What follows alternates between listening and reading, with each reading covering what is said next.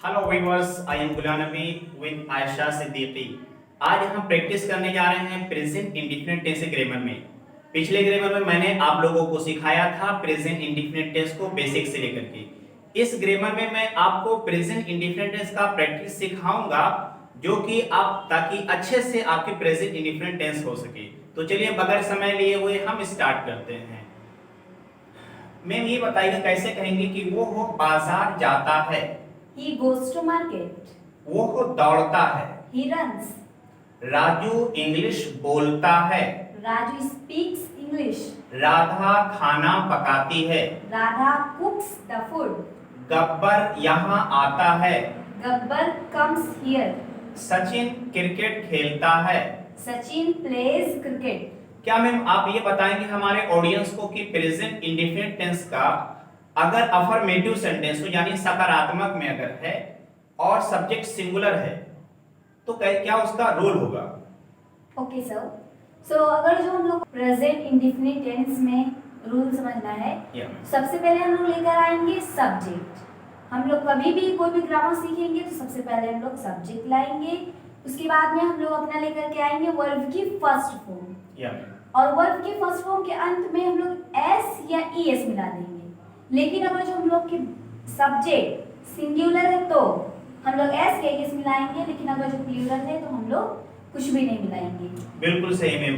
तो चलिए इसी पर हम और आगे बढ़ते हैं। जैसे कहना राजू खाना पकाता है तो कैसे कहेंगे? Raju cooks the food. Raju यहाँ आता है। Raju comes here.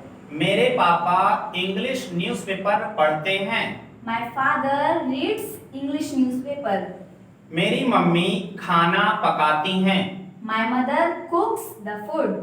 आपका भाई अंग्रेजी बोलता है। Your brother speaks English. अच्छा, okay ma'am, your brother speaks English. और अगर ये कहना है मैम कि मेरे चाचा अंग्रेजी बोलते हैं तो क्या कहेंगे? So my uncle speaks English. अगर कहना है कि आपके चाचा अंग्रेजी बोलते हैं तो इसको कैसे कहेंगे? सो आपके चाचा, so your uncle speaks English. अच्छा मैम, योर अंकल, योर के लग जाने से कुछ बच्चे कंफ्यूज होते हैं कि ये प्लूरल है, तो कैसे हम समझें कि ये प्लूरल नहीं बल्कि सिंगुलर ये है कि आपके चाचा अंग्रेजी बोलते हैं? तो आपको बताना चाहूंगा कि योर जो आपका है ना तो ये सिंगुलर होता है ना तो प्लूरल होता है, क्योंकि योर के बाद अंकल है और अंकल हम लोग सिंगुलर यूज कर रहे हैं। तो हो जाएगा कि आपके चाचा अंग्रेजी बोलते हैं, क्या होगा ma'am? Your uncle speaks English. Okay ma'am. तो ये हमारा जो रोल था और हम लोग जो प्रैक्टिस कर रहे थे प्रेजेंट इंडेफिनिट टेंस का था, सिंगुलर सब्जेक्ट में कर रहे थे। चलिए अब हम आगे प्रैक्टिस करते हैं। सब्जेक्ट हमारा प्लूरल होता है। अच्छा, प्लूरल सब्जेक्ट में हमारा क्या क्या होता है? आई हो जाएगा, यू हो जाएगा, दे और वी हो जाएगा और प्लूरल नाउन। ओके, बिल्कुल मैम सही आप कह रही हैं। तो जैसे कहना है कि मैं अंग्रेजी बोलता हूं तो कैसे कहेंगे? तो आई स्पीक इंग्लिश, हम लोग इससे पहले सिंगुलर का कर रहे थे। या मैं बिल्कुल तो सही। सिंगुलर में हम लोग वर्ब की फर्स्ट फॉर्म तो ला रहे थे, लेकिन उसके बाद में एस एस मिला दे रहे थे। लेकिन अभी इस वक्त हम लोग प्लूरल का करने जा रहे थे। प्लूरल में हम लोग सिर्फ वर्ब की फर्स्ट फॉर्म लाएंगे, एस या एस बिल्कुल भी नहीं लाएंगे, क्योंकि अगर जो एस एस लाते तो हम लोग का पूरा सेंटेंस रॉन्ग हो जाएगा। अगर कहना मैं अपने परिवार से प्यार करता हूं तो कैसे कहेंगे Ayesha ma'am? So I love my family. अच्छा, हम क्रिकेट खेलते हैं। We play cricket. वे 6 बजे आते हैं। दे कम एट 6 o'clock। राजू और राधा नाचते हैं। Raju and Radha dance. Way English बोलते हैं। They speak English. Way English समझते हैं। They understand English. मैं इंग्लिश समझता हूँ। I understand English. मैं सुबह 6 बजे उठता हूँ। I get up at 6 o'clock in the morning. उसके बाद मैं दांत साफ करता हूँ। After that I brush the teeth, या फिर तो after that I clean the teeth. Okay, तो आपने एक वर्ड सुना आफ्टर दैट। आफ्टर दैट का मतलब होता है उसके बाद। तो चलिए हम इसको थोड़ा सा कन्वर्सेशन में करते हैं कि सुबह से लेकर के शाम तक आप क्या करते हैं। इसको हम अगर बातचीत में जानना चाहें तो कैसे कहेंगे? तो जैसे कहना है कि मैं नाश्ता बनाती हूँ तो कैसे कहेंगे? I prepare the breakfast. Breakfast. और मैं 7 बजे स्कूल के लिए निकलता हूँ। And I leave for school at 7 o'clock. मैं 8 बजे स्कूल पहुंचता हूं, मैम कैसे कहेंगे? I reach school at 8 o'clock. और अगर मैम कहना है कि मैं प्रार्थना में उपस्थित होता हूं तो कैसे कहेंगे? I attend the prayer. Okay, very good.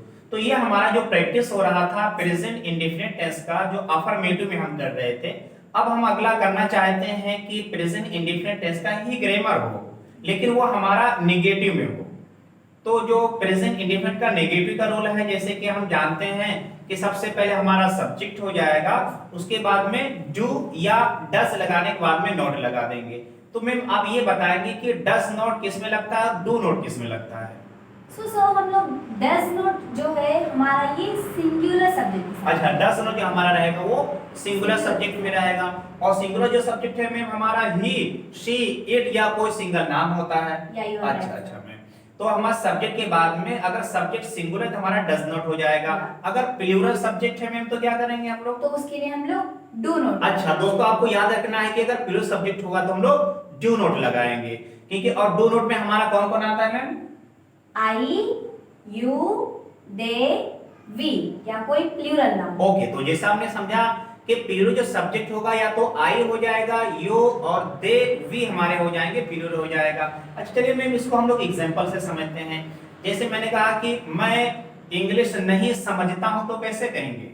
I do not understand English. बिल्कुल सही ma'am, I do not understand English.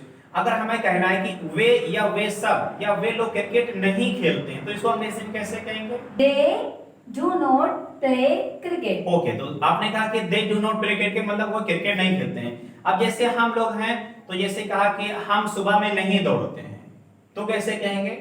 We do not run in the morning. अच्छा, we do not run in the morning.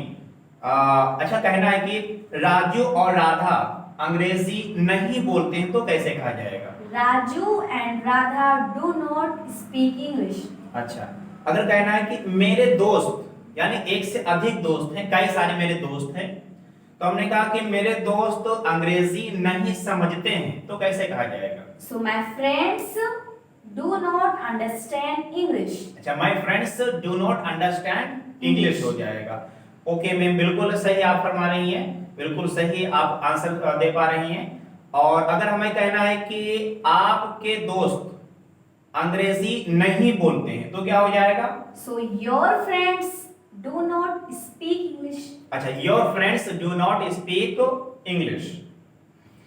अब अगर हम ये कहना चाहते हैं कि हम इंग्लिश पढ़ाते हैं, हम इंग्लिश नहीं पढ़ाते हैं तो क्या हो जाएगा? So we do not teach English. अगर कहना है कि हम मैथ नहीं पढ़ाते हैं तो कैसे कहेंगे ma'am? We do not teach math. अच्छा, we do not teach math. Ma'am यहाँ पर डू नॉट की जगह पर डज नॉट हम यूज क्यों नहीं कर रहे हैं? बिकॉज ये हमारा जो सब्जेक्ट है वो प्लूरल है, तो आप लोगों को पता ही होगा कि प्लूरल के साथ में हम लोग डू नॉट यूज करेंगे, डज नॉट कभी भी नहीं यूज कर सकते। अच्छा, तो मतलब जो डज नॉट हमारा है, जो ये हमारा सिंगुलर सब्जेक्ट के साथ। Yes sir. अच्छा, तो इसका भी हम लोग प्रैक्टिस कर लेते हैं। या ओके, तो वो नहीं दौड़ता है इंग्लिश में कैसे कहेंगे? He does not run. Radha गाना नहीं गाती है। Radha does not sing a song. Radha खाना नहीं पकाती है। Radha does not cook the food. वो क्लास नहीं छोड़ती है। She does not bunk the class. वो गाली नहीं देता है। He does not abuse. वो यहाँ नहीं आता है। He does not come here. So guys, जब हम लोग कभी भी डज नॉट लेकर आएंगे उसके बाद में हम लोग एस नहीं लेकर आएंगे। डज नॉट के बाद में हमारा एस गायब हो जाता है, तो हम लोग जब डज नॉट लगाएंगे तब एस हम लोग नहीं लगाएंगे, सिर्फ वर्ब की फर्स्ट फॉर्म लगाएंगे। बिल्कुल बिल्कुल सही बात मैम, आपने बहुत अच्छी पॉइंट हमारे स्टूडेंट्स को आपने याद दिलाया कि जब भी हमारा डज नॉट लगेगा तो वर्ब के फर्स्ट फॉर्म में कुछ नहीं लगेगा। ये हम सबको याद रखना है। अच्छा जी मैम, अगर क्वेश्चन हमें बनाना हो कोई भी वाक्य हो, मैम ऐसा कुछ बताइएगा, चाहे प्रेजेंट इंडेफिनिट टेंस ग्रामर या दुनिया का कोई भी ग्रामर हो, तो क्या हम याद रखें कि हमारा सेंटेंस इंट्रोगेटिव सवाल में हो जाए? या सो है ना, हम लोग का अगर जो कभी भी कोई भी ग्रामर में अगर जो हम लोग को सवाल करना हो, किसी से प्रश्न करना हो, तो उसका सबसे इजी ट्रिक है कि कोई भी हमारा जो ग्रामर होता है उसके अंदर का जो हेल्पिंग वर्ब होता है या लिंकिंग वर्ब उसको सबसे पहले हम लोग ले आएंगे तो हमारा क्वेश्चन बन जाता है, प्रश्नवाचक बन यानी जाता है। हमें याद ये रखना है कि प्रेजेंट इंडेफिनिट टेंस में डू और डज हेल्पिंग वर्ब है। यस, तो अगर सब्जेक्ट प्लूरल होगा तो डू को पहले रखेंगे या subject और को सिंगुलर पहले। होगा तो डज को रखेंगे। तो सबसे पहले डू या डज को रखेंगे, उसके बाद में हम सब्जेक्ट लेकर के आएंगे या। और सब्जेक्ट अगर नाम में कहना है तो नोट लाएंगे और वर्ब की कौन सी फॉर्म रखेंगे मैम? फर्स्ट फॉर्म रखेंगे और लास्ट में क्या हो जाएगा? ऑब्जेक्ट। ऑब्जेक्ट हो जाएगा। चलिए मैम एग्जांपल इससे हम लोग करते हैं। जैसे हमने कहा कि क्या वो खाना पकाती है, तो कैसे कहेंगे? सो क्या पहले आया? हाँ। क्या के लिए हम लोग क्या लेंगे पहले? मैम डज लेकर के अपना does आएंगे। लेके आएंगे। हाँ मैम सिंगुलर सो सब्जेक्ट है। Does she cook the food? अच्छा, does she cook the food, यह हमारा इंट्रोगेटिव में है मैम। अगर मैं कहूं कि क्या वो खाना नहीं पकाती है, तब कैसे कहेंगे? सो उसके लिए हम लोग का बहुत सिंपल है, जैसे हम लोग ने इंट्रोगेटिव किया है, या मैम एकदम सेम ट्रिक अपनाना है। या। इंट्रोगेटिव नेगेटिव में ओके। हम लोग सब्जेक्ट के बाद में नोट ले आएंगे बस, जैसे कि हमने कहा कि क्या वह खाना नहीं नहीं पकाती पकाती है, सो डज शी। या शी हमारा सब्जेक्ट है, या। तो सब्जेक्ट के बाद में नोट ले आना, तो so does she not cook the food? Okay okay very good. अगर मैम जैसे कहना है कि क्या वो अंग्रेजी बोलती है, so does she speak English? Okay does she speak English. अब जैसे कहना है कि हमें जानना है बसंती के बारे में और हमें पूछना है कि क्या बसंती नाचती है, तो क्या कहेंगे? So does Basanti dance? अच्छा, और क्या बसंती नहीं नाचती है? So does Basanti not dance? हाँ। क्या राजू अंग्रेजी समझता है, कैसे कहेंगे ma'am? So does Raju understand English? Okay. अगर मैम ये कहना चाहे कि क्या राजू अंग्रेजी नहीं समझता है, तब कैसे कहेंगे? So does Raju not understand English? Okay, does Raju not understand English. अब हम लोग कुछ मैम प्रैक्टिस करते हैं जो हमारा प्लूरल सब्जेक्ट आ जाए। तो उसके लिए जैसे कि हमें पता ही होगा कि सबसे पहले डू लाएंगे और सब्जेक्ट प्लूरल लेकर के आएंगे, ना कहना है तो नॉट, वर्ब की फर्स्ट फॉर्म प्लस आपका ऑब्जेक्ट हो जाएगा। जैसे कहना है कि क्या सचिन और सहवाग क्रिकेट खेलते हैं, तो कैसे कहेंगे? So do Sachin and Sehwag play cricket? Cricket. अच्छा, तो हम यानी इस तरह कहेंगे कि do Sachin and Sehwag play cricket. तो डू हम पहले इसलिए लेकर के आए हैं क्योंकि हम क्या का मान आ रहा है। Yes sir. ओके। अगर इसी को हम कहें कि क्या सचिन और सहवाग क्रिकेट खेलते हैं, तो कैसे कहेंगे? So do Sachin and Sehwag not play cricket? तो हम लोग क्या है यहाँ पे, तो पहले अपना हेल्पिंग वर्ब लेकर आएंगे डू। सो गाइस हम लोग यहाँ पे डू लाएंगे कि डज, या राइट आंसर हम लोग पहले डू लेके आएंगे। डू लेकर के, बिल्कुल सही में डू लेकर के। सो डू सचिन या एंड सहवाग प्ले क्रिकेट? या। अगर और हम बात कर रहे थे कि क्या वे धोखा देते हैं, तो क्या हो जाएगा? So do they cheat. और कहना है क्या वे धोखा नहीं देते हैं, तो so do they not cheat हो जाएगा। अब कहना है कि क्या मैं झूठ बोलता हूं, तो कैसे कहेंगे ma'am? So do I tell a lie? अच्छा, डू आई टेल अ लाई, यहाँ पर भी हम डू पहले लगाएंगे कि जो आई हमारा है वो प्लूरल के कैटेगरी में आता है। Yes. हाँ, तो मेरे लिसनर्स आपको ध्यान रखना है कि जो आई है प्रेजेंट में प्लूरल माना जाता है। अगरचे आपको एक व्यक्ति नजर आ रहा हो, लेकिन अंग्रेजों ने इसको प्लूरल यूज किया है, तो हमें भी इसको प्लूरल ही यूज करना पड़ेगा। और हमें कहना है कि क्या मैं वहां नहीं जाता हूं, तो कैसे कहेंगे ma'am? Do I not go there? Do I not go there. अच्छा मैम, चलिए हम और आगे बढ़ते हैं कि अगर हमारा क्वेश्चन वर्ड हमारे स्टार्टिंग में आ जाए, जैसे कब, कहां, कैसे, क्यों वगैरह कुछ वर्ड आ जाता है, तो जैसे कहना हमें कि वो क्यों झूठ बोलता है? वह क्यों झूठ बोलता है? हाँ, या मैम। सो इसके अगर हम लोग रूल की बात करें, सो जैसे हम लोगों ने इंट्रोगेटिव किया है, the same thing will be here, same thing यहाँ पे भी होने वाला है। जैसे हम लोग ने इंट्रोगेटिव में किया, एकदम सेम यहाँ पर वही रहेगा। हम लोग अपने हेल्पिंग वर्ब से पहले कोई भी क्वेश्चन वर्ड मिला देंगे। तो हम लोग का हिंदी सेंटेंस क्या है? ये मान लीजिएगा क्योंकि वो क्रिकेट क्यों खेलता है। सो हम लोग का हिंदी सेंटेंस है वह क्रिकेट क्यों खेलता है। तो इसमें क्वेश्चन वर्ड क्या है, दिख रहा है सब? क्यों। तो हम लोग क्यों को सबसे पहले लेकर आएंगे, उसके बाद में helping verb. So why does he play cricket? अच्छा, तो why does he play cricket, कहना वो क्रिकेट क्यों नहीं खेलता है, तो सो हम लोग सब्जेक्ट के बाद में नॉट मिला देंगे, why does he not play cricket? अगर मैम अगर ये कहें कि एक से अधिक लोग हैं, हम कहा कि क्या वे क्रिकेट खेलते हैं, तब क्या हो जाएगा? सो क्या वे क्रिकेट खेलते हैं? वे एक से अधिक है, तो वे के लिए हम लोग डू लेकर आएंगे। So do they play cricket. Okay ma'am, अगर हमें इसी तरह जानना है कि आप क्या पकाती हैं, जैसे हमें नाम जानना है कि लंच में या नाश्ते में आप हर दिन क्या पकाती हैं, तो कहना है कि आप क्या पकाती हैं, तो इसको कैसे कहेंगे? ये सो हम लोग इसके लिए यहाँ पर लेकर आएंगे what do you cook. So guys, अक्सर लोग इसी में कंफ्यूज होते हैं कि अगर जो यहाँ पे पहले क्या आ रहा है तो मैं यहाँ पे अपना हेल्पिंग वर्ब लेकर आऊँ कि क्वेश्चन वर्ड लेकर आऊँ। सो गाइस, हम लोग हेल्पिंग वर्ब तब लेकर आएंगे जब हम लोग आंसर उसका एस या नो में दे सके। जैसे मैंने आपसे कहा कि डू यू रन, मैंने आपसे कहा डू यू रन, क्या आप दौड़ते हैं? आप इसका आंसर हाँ में या ना में दे सकते हैं, यस आई रन या फिर तो no I do not run. अब अगर जो मैं व्हाट से क्वेश्चन करती हूँ आपसे, व्हाट डू यू रन, तुम क्या दौड़ते हो, इसमें कोई आंसर दे सकेंगे? नहीं। लेकिन अगर जो इसी को मैं पूछती हूँ कि व्हाट डू यू कुक, तुम क्या बनाते हो, तो इसका आप आंसर दे सकते हैं मैं दाल चावल बनाती हूँ, मैं बिरयानी बनाती हूँ, मैं वेज बिरयानी, मटन बिरयानी, जो भी बोल दीजिए। तो हम लोग का सिंपल मतलब हम लोग वर्ड तब यूज करेंगे जब हम लोग किसी नाम के साथ में अपना आंसर दे सके। तो सर ने क्वेश्चन किया था कि तुम क्या पकाती हो, so what do you cook. Okay ma'am, ma'am कह रहे हैं कि जैसे आप नाश्ते में क्या खाती हैं, सो यहाँ पर भी सेम थिंग है। सर ने हमें से क्वेश्चन किया कि आप नाश्ते में क्या खाती हैं, यहाँ पे सवाल किया गया है क्या खाती, मुझे नाम बताना पड़ेगा कि चाय पीती हूँ, खाली टोस्ट खाती हूँ, तो हम लोग उसके लिए क्या लेकर आएंगे गाइस? व्हाट लेकर आएंगे। यस, बिल्कुल सही। सो आपका क्वेश्चन था सर कि आप नाश्ते में क्या खाती हैं? सो व्हाट, उसके बाद में क्या लगेगा guys? Do, helping verb. So what do you eat breakfast.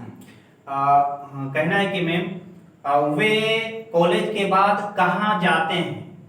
Way college के बाद कहाँ जाते हैं? सो हम लोग का इसमें क्वेश्चन वर्ड कहाँ है, तो पहले हम लोग कहाँ को लाएंगे। सो वेयर डू, वेयर के बाद में क्या लाएंगे sir? Do. So where do they go after college. Okay ma'am, हमें अब ये जानना है कि आप कोचिंग के लिए कब निकलती हैं, तो क्या हो जाएगा? कब की इंग्लिश क्या हो जाएगा? व्हेन हो जाएगा ma'am. So when do you leave for coaching. अच्छा, when do you leave for office हो जाएगा। और हमें ये जानना है कि आप कोचिंग तो जाती हैं, लेकिन आप कैसे जाती हैं, तो हमें जानना है कि मैम आप कोचिंग कैसे जाती हैं, तो क्या हो जाएगा? सो कैसे के लिए हम लोग सबसे पहले हाउ ले आएंगे। जैसे यहाँ पे हम लोग वाई वर्ड्स वगैरह रखते हैं हम लोग, वहीं पर हम लोग हाउ रख देंगे। So how do you go to coaching. और हमने कहा कि मैम सुबह में आप कहाँ जाती हैं, तो क्या कहेंगे? सो कहाँ की इंग्लिश हम लोग का हो जाएगा? वेयर हो जाएगा ma'am. Where do you go in the morning. Okay, तो मेरे लिसनर्स एंड जो व्यूअर्स हमारे हैं, मुझे उम्मीद है कि अब ये आपके लिए बिल्कुल क्लियर हो गया होगा प्रेजेंट इंडेफिनिट टेंस का। तो जिस तरह से मैं क्वेश्चन आंसर करके प्रैक्टिस कर रहा था, उसी तरह आपके साथी आपके जो भी प्रैक्टिस करने वाले हैं उनके साथ प्रैक्टिस करते रहिएगा। नेक्स्ट वीडियो जो हमारी रहेगी, हम English to English question answer करेंगे, वो आपको वीडियो मिलने वाली है। So thanks a lot for watching this video. Have a nice day everyone. अगर आपको हमारी वीडियो पसंद आया हो तो आप हमारे चैनल को लाइक करें और शेयर करें और सब्सक्राइब करें और बेल आइकन को जरूर दबाएं। Thank you for watching everyone. Bye bye.